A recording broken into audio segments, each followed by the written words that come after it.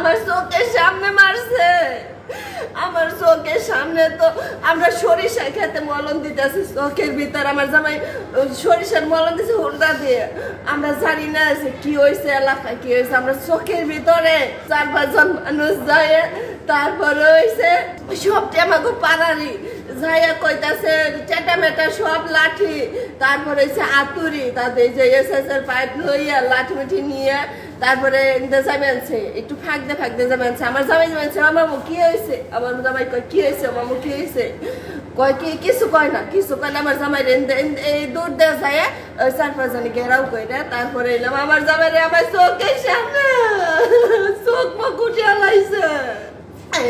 একটা আসাদ, একটা হচ্ছে আসাদের পোলা, আর একটা হচ্ছে মনির, আর হইলাম আর পাশে 2 জন ছিল, ওরাও সাথে নামাজের পরে।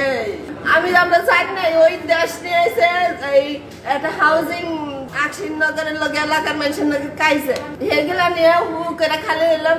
আমার জামাই এসে চোখে কাম করতেছে, সেগুলার মধ্যে আগে চলিতেছিল। এখন আমি কোনো জায়গায় যাইতে দিই না, অনেক কয়েক বছর ধরে কোনো ভেজাল বুজালে যায় না, কোনো চুপ করে আমি কইছি কাম কাজ করে খা। আমার জামাই শস্যের মলম দিতেছিল, আমার জামাই কোনো পক্ষে ছিল না।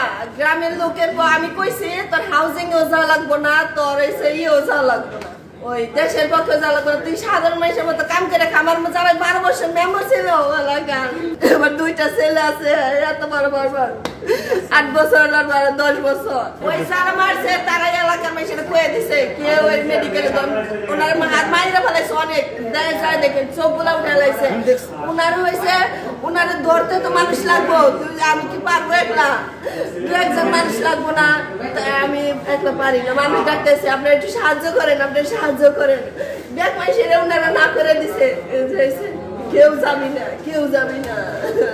আমার 8 বছর ছেলে কিছু বুঝে, আমার 10 বছর ছেলে স্কুলে যায় মারবার, সারা স্কুলে এলামি করে রাখে যে মাইরা ফেলাইবো।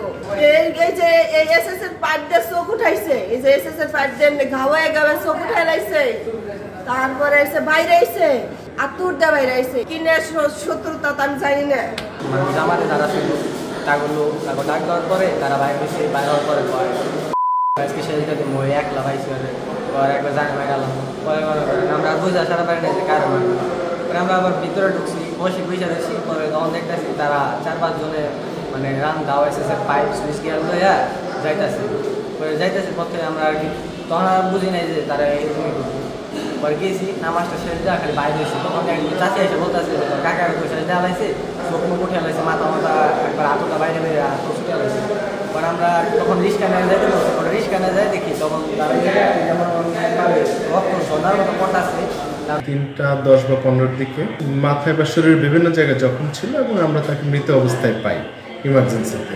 এরপর আমরা ইসিজি করার পরে তাকে ডিক্লেয়ার করে যে উনি মৃত।